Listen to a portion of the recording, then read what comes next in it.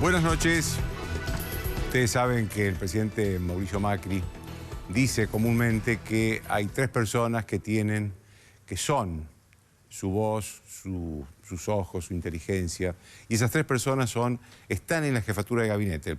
El jefe de gabinete, Marcos Peña, y después los vicejefes de gabinete, Mario Quintana y Gustavo Lopetegui.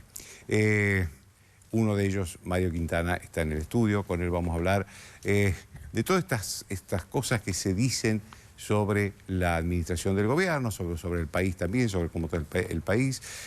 Hay muchos temas para hablar con Quintana. El segundo tema es la llegada de Trump al mundo, del presidente Donald Trump, y eso merece varias lecturas. Por eso voy a tener un diálogo a solas con Dante Caputo, con el ex canciller Dante Caputo, sobre qué significa para el mundo la llegada de Trump, ¿no? Y también para la Argentina, sin duda. Pero sobre la Argentina específicamente voy a tener una mesa con José Luis Esper y Jorge Castro, un economista y un especialista en relaciones exteriores. Sin pausa voy directamente a Caputo. Y la primera pregunta que le quiero hacer es si es cierto que ustedes, la jefatura de gabinete, tienen tanto poder como decimos todos los diarios, los periodistas. ¿Es cierto eso? ¿Qué tal? Buenas noches. ¿Cómo le va? Buenas noches. Gracias por la invitación, Joaquín. Yo creo que en un poder ejecutivo como el argentino, que es unipersonal, el poder está en manos del presidente y todos los demás lo acompañamos en la medida que él lo decida y mientras él así lo decida.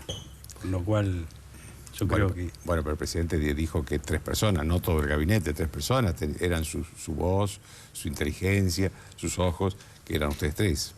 Es así. Él ha optado por un modelo organizativo en el que cree que le ha funcionado y donde la jefatura de gabinete tiene un rol muy relevante en lo personal como vicejefe y junto con Gustavo Lopetegui debajo de Marcos Peña. Para mí es un honor grande y una tremenda responsabilidad. ¿Es cierto que ustedes siguen día a día la marcha de los ministerios?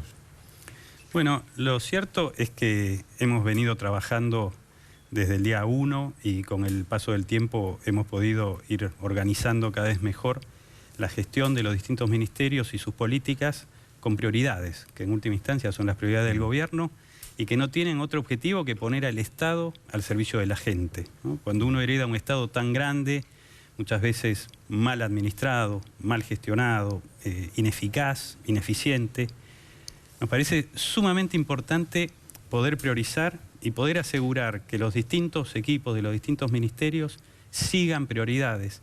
Y esas prioridades no son otras que resolver los problemas a la gente. Y ese es nuestro rol, acompañar a los ministerios para que puedan ejecutar exitosamente sus objetivos. Claro, pero cuando ustedes, por ejemplo, llega un momento en que algún ministro no cumplió con las prioridades, ¿qué pasa? ¿Los retan, los amonestan, los suspenden?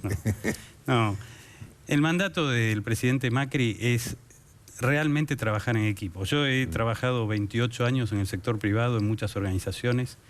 En casi todas se menciona y se dice valorar el trabajo en equipo, pero son muy pocas las que realmente logran un funcionamiento de equipo. Y lo que el presidente realmente cree, está convencido, y yo comparto esa convicción, es que la realidad argentina, con todas sus complejidades, con todos sus desafíos, requiere de un equipo muy afiatado. Y nuestro rol es asegurar que el equipo funcione. Yo suelo decir que para que un equipo funcione se requieren tres condimentos, ¿no? El primero es confiar en que el otro me dice la verdad, que la agenda que me muestra es la verdadera agenda, que no hay agenda oculta, que no hay nada que esconder. El segundo elemento es la idoneidad del otro. Porque si yo considero que me dice la verdad, pero el otro es medio ganso y no sabe hacer su trabajo, no alcanza con que me diga la verdad. Necesito que el otro es capaz para hacer lo que tiene que hacer.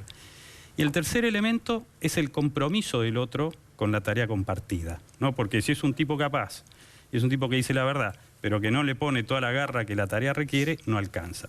La verdad que trabajar en equipo exige la presencia de los tres condimentos. Y yo interpreto mi rol fundamentalmente como ayudarlo al presidente a que el equipo de gobierno funcione. E insisto, para mí funcionar es poner al Estado al servicio de la gente, ¿no? No el Estado como botín de los que llegaron al poder para beneficio propio, sino realmente ponerlo a beneficio de la gente. Y nuestro rol es ese. Usted la semana pasada tuvo que pedir la renuncia a Carlos Melconian, del Banco Nación. ¿Fue difícil esa tarea? Porque, digo, Melconian, al revés de los otros relevos que hubo, es un amigo personal del presidente, ¿no? ¿Fue difícil la tarea de pedir la renuncia? Sí, nunca es agradable el momento. Definitivamente, pedirle la renuncia a una persona es un momento que uno no elegiría como primero en la lista a la hora de decir qué te van a hacer hoy. Pero es parte del rol y tiene que ver, yo sé que se ha escrito mucho en los últimos tiempos con esto de la homogeneización, y aprovecho la pregunta para aclarar que no es que nosotros no nos guste el disenso. El disenso adecuadamente y en el proceso decisorio enriquece el proceso decisorio. Pero una vez que tomamos un rumbo, lo que necesitamos es que todos los músicos toquen la misma partitura con la misma convicción, ¿no? En síntesis, yo podría deducir que los que se han ido en los últimos tiempos, tanto Pergay como Gisela Constantini, Chaín, al propio Melconian, disentían, pero seguían disintiendo después de que se tomaba la decisión. Yo creo que cada caso es distinto y deberíamos analizarlo con sus especificidades, ¿no? Yo creo que había algunas incomodidades, quizá en el caso de Alfonso, que ha hecho una gran tarea. Él estaba incómodo con el diseño organizativo del gobierno y lo hacía saber. Y yo creo que en el caso de Melconian tenía algunas incomodidades con respecto al rumbo macroeconómico del gobierno. Y creo que esas incomodidades, de alguna manera, por más que uno las exprese o no en los medios, de alguna manera irradia. Se las notaban ustedes, digamos. Sí, y yo creo que la Argentina, después de tantos años de desmanejo, Joaquín, tiene un gran desafío que es la recuperación de la confianza, ¿no? La recuperación de la confianza hacia adentro y hacia afuera, con el mundo. Y en ese desafío de recuperar la confianza, que todos toquemos la misma partitura, me parece un elemento importante. Importante. Dígame, ¿cómo está viendo usted hoy lo que para mí es decisivo para la elección de este año, que es la economía? ¿Cómo ve usted que la economía está en este momento? Hay declaraciones, creo que del ministro Duhovne de los últimos días, que dice que ya se dejó atrás la recesión. Hay otros datos que muestran otros, que dicen todo lo contrario. ¿Cómo la está viendo usted? Yo creo que es importante ver el proceso, ¿no? No solo ver la foto, sino ver la película, como se suele decir. En ese sentido, nosotros, allá por el mes de diciembre del año 2015, heredamos una situación, como lo hemos dicho muchas veces, que creo que estamos muy cerca de un precipicio, ¿no? De esas megacrisis que los argentinos conocemos y que hemos vivido cada tantos años. Y el primer esfuerzo fue evitar caer en el precipicio. Y creo que el gran logro del primer año en términos económicos ha sido ese. Sabíamos que inevitablemente teníamos que transcurrir un periodo donde la gente iba a sufrir, como sabemos que hubo una caída del salario real en el primer semestre, con el sinceramiento de precios, con el sinceramiento cambiario, con la corrección incipiente de tarifas. Pero también dijimos que esa realidad iba a empezar a modificarse en el segundo semestre, en primer lugar, con una caída muy fuerte de la inflación. Si usted se fija, la inflación del primer semestre fue arriba del 25% y la del segundo semestre menor al 9%. O sea que la caída de la inflación se dio. Y en términos del nivel de actividad, dijimos que generalmente cuando uno está en recesión, hay un periodo donde se frena la caída, eso fue básicamente el tercer trimestre del año, y un periodo donde empieza levemente a crecer. Nuestros números preliminares dicen que el cuarto trimestre, la economía del año 2016, octubre, noviembre, diciembre del 2016, la economía empezó a crecer. Como también suele ocurrir en estos casos, algunos sectores reaccionan antes que otros, y creo que a eso se refería el ministro Duhovne cuando decía que salimos de la recesión porque el primer trimestre de crecimiento habría sido el último del año pasado. En ese sentido, no nos cabe duda que esa senda de recuperación económica va a verse fortalecida durante el año 2017 y por primera vez en varios años vamos a empezar a crecer. Pero ¿cómo ve esto con miras a las elecciones? ¿Usted cree que la recuperación de la economía va a estar, digamos, en la sensación de la gente, o que va a ser una recuperación más bien que los economistas van a poder señalar en papeles, pero que en la sensación de la gente no va a llegar todavía, ¿no? Y que la sensación de la gente significa mayor consumo, mayor oferta de trabajo. Esta es la sensación de la gente, ¿no? Indudablemente.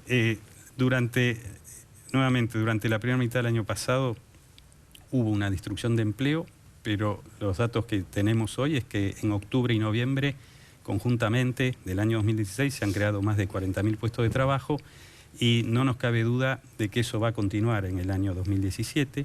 También hay una recuperación del salario real, lo que la gente siente en el bolsillo y que tiene disponible para consumir, y también un fuerte crecimiento del crédito bancario hacia las familias. La conjunción de todo eso va a hacer que sin duda alguna la gente, poco a poco, esto no es un día mágico que de repente estamos en el paraíso. Este es un proceso que va a llevar tiempo, pero no nos cabe duda que en el 2017 la gente va a empezar a sentir en sus bolsillos, y ya algunos números de consumo lo empiezan a reflejar, una recuperación del salario real. Ahora, Mario, dígame, ¿qué pasó para que el presidente haya empezado el año después de sus vacaciones, primeras vacaciones en 2 años que se tomó, con esta serie de modificaciones esta serie de modificaciones no fueron grandes, pero digo, tomó algunas decisiones de relevo, esto de homogeneizar, como dice usted, ¿qué es lo que lo llevó a eso? La necesidad de enfrentar el año electoral, la necesidad de mejorar la administración, se dio cuenta en las vacaciones que lo que había hecho necesitaba retoques. Bueno, yo creo que es parte de un proceso, ¿no? Este primer año de gestión fue un año de tremenda intensidad, como decía antes, para mí, de muchos logros. Quizá de los logros más importantes es evitar que no haya pasado una catástrofe. Y creo que en el juicio del presidente era el momento para afiatar al equipo, ¿no? Yo insisto con el equipo no para hacer de esto una muletilla, sino porque es realmente el espíritu que el presidente pretende imprimir en el funcionamiento del gobierno. También el tiempo pasa muy rápido. Usted piense que ya pasó más de un año, es decir, más del 25% del mandato, y eso exige, el calendario electoral de la Argentina exige resultados y funcionamiento y ejecutividad. 8 meses, ¿no? Ya hay elecciones, las primarias. Y por eso también es que hemos estado trabajando en esta definición de las 100 iniciativas prioritarias del gobierno, para asegurar que cada funcionario tenga muy claro lo que se espera, sus objetivos, y que ahí focalice su esfuerzo. Ustedes tienen los 3 funcionarios de la jefatura de gabinete, tienen la misión de seguir esos 100 objetivos. Usted, que los conoce, ¿cuáles creen que son los decisivos en materia electoral? Bueno, yo creo que en materia electoral lo primero es ser fieles al mandato de cambio político que la gente espera de nosotros. Es decir, el cambiemos, al menos yo lo viví en lo personal, como un grito muy de las tripas, ¿no? De no resignarnos a vivir en un país que no queremos vivir. Y ser fieles a ese mandato electoral, para mí es lo primero, ¿no? A título muy personal, y algunos cuando me preguntan por qué es que tomé la decisión de subirme al gobierno, la verdad es que la noche de la primera vuelta, cuando pasadas las 12 de la noche veo a María Eugenia Vidal siendo electa gobernadora, me largué a llorar como un nene. Y después me di cuenta y me preguntaban mis hijos, ¿qué te pasa? Digo, bueno, evidentemente sentía que me había resignado a vivir en un país que no quería vivir y que se me devolvía la esperanza. Y digo, bueno, quiero ser parte de la construcción de esa esperanza. Yo creo que este es el mandato esencial, ¿no? Y a eso tenemos que ser fieles, hacer todo lo posible para sostener viva la esperanza de un país nuevo en el que todos soñamos vivir y creo que merecemos vivir. Desde el punto de vista ya del plan de gobierno, y yendo específicamente a tu pregunta, nosotros tenemos 8 objetivos prioritarios de gobierno. Lo primero tiene que ver con la macroeconomía, es decir, esto del ordenamiento macroeconómico y poner a la Argentina de vuelta en crecimiento. El segundo capítulo, que nosotros lo llamamos el acuerdo productivo, que es cómo asegurar que ese crecimiento no sea una golondrina que no hace verano, así como el rebote de los años impares, dicen algunos economistas, sino que sea un crecimiento sostenido. Para eso necesitamos una Argentina productiva, una Argentina competitiva, una Argentina que destrabe sector por sector todas aquellas cosas que hoy obstaculizan el crecimiento y la generación de empleo, que es sin duda alguna la forma sostenible de largo plazo que nos va a ayudar a combatir la pobreza, y como como bien sabés, es uno de los objetivos Sí. prioritarios del gobierno. El tercer capítulo justamente tiene que ver con el plan social. El plan social, para nosotros, nosotros lo llamamos de desarrollo humano sustentable, que también tiene 3 grandes pilares. El primer pilar es la política de ingresos, que es ayudar a todos, 1/3 casi de los argentinos en situación de pobreza, con los ingresos a la niñez, los ingresos a los grupos vulnerables, los ingresos a la tercera edad. Un segundo capítulo que tiene que ver con la mejora de los bienes sociales, ¿no? Todo el esfuerzo que hacemos en obra pública para que la gente le llegue el agua, para que la gente le llegue el asfalto, para que la gente le llegue la cloaca, para la mejor salud, para la mejor seguridad. Y un tercer capítulo que es devolver la esperanza de la movilidad social. Una vez más, no lo quiero personalizar, pero yo vengo de una familia muy de abajo y en la Argentina de los años 60 y demás, mis padres pudieron progresar. Hoy este sueño de poder progresar y de que mis hijos están mejor que nosotros y cada generación, un poco se ha perdido. Y recuperar esta esperanza de la movilidad social es el otro elemento de nuestro Plan de Desarrollo Humano Sustentable. El cuarto capítulo tiene que ver con el plan de infraestructura. Argentina necesita un shock de inversión en infraestructura, mejorar nuestras rutas, mejorar nuestros ferrocarriles de carga, mejorar la capacidad de generación energética, de transmisión, de distribución energética. Y ahí nuestro plan es tener el shock de infraestructura, de inversión en infraestructura más importante en muchas décadas, ¿no? Sobre esto, déjame que te haga una pregunta porque tengo muy poquito tiempo. En este marco, la llegada de Trump al poder en Estados Unidos, ¿qué significa para vos con respecto a la Argentina, ¿no? Bueno, significa un elemento de incertidumbre, porque claramente el presidente del país más poderoso de la Tierra, y sin duda alguna de Occidente, hoy con China acercándosele, plantea un discurso distinto a lo que suele ser la tradición americana, ¿no? con un llamamiento hacia el proteccionismo y al cerrar las fronteras comercialmente, pero creo que es muy temprano para sacar conclusiones. Hoy había algunas conclusiones apresuradas que creo que están leyendo mal esta decisión que se refería al tema de los limones. Digo, lo que hoy hizo el gobierno fue lo mismo que hizo Obama cuando asumió, que es poner en revisión las medidas de las últimas semanas de la administración anterior. Por eso creo que no nos tenemos que apresurar en sacar conclusiones, pero sin duda alguna estar atentos a lo que pueda ocurrir. Habiendo dicho eso, de vuelta con la canciller, con el ministro Cabrera y con el presidente y otros ministros como Burjay de Agroindustria, que son muy sensibles al comercio exterior, tenemos claro de que la Argentina hoy tiene que ver al mundo como oportunidad. Creo que el mundo está esperando a una Argentina que se lance a la conquista de mercados, y en ese sentido Estados Unidos no es un mercado para nosotros de tremenda relevancia, como conversábamos, de que puede ser el caso de México, que puede verse muy amenazado por un Estados Unidos proteccionista, ¿no? Y nuestra estrategia es tener buenas relaciones comerciales con todos los países relevantes del mundo. Gracias, Mario. Muchas gracias por tu invitación. Una pausa.